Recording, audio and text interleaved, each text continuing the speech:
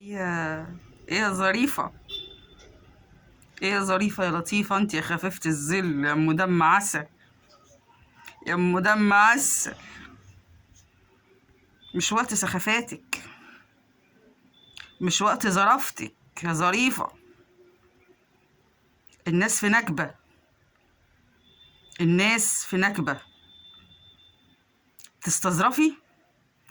يعني احنا مضطرين نتقبل سخافتك الرذيلة دي عشان مفروضة علينا وبنسكت.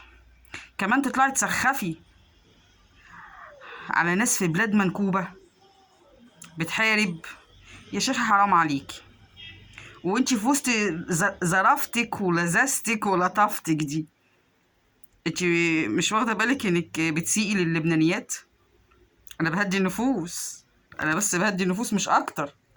هما مش فاضيينلك ولا فايقلك، كانوا عارفوا يدوكي على دماغك.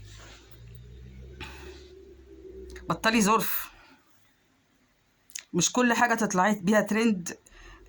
حتى على حساب الناس اللي بتموتوا في الحرب والدمار اللي بيحصل.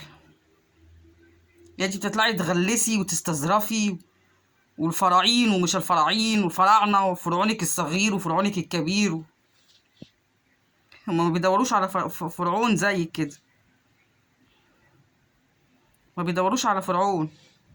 اللبنانيات محترمات مهذبات، ورجالتنا محترمين. إلا إذا بقى في فئة كده قليلة، انت بقى انت أدرى بيهم. بطلي سخافة، بطلي سخافة. مش وقتك، مش وقت ظرفك ولطفك.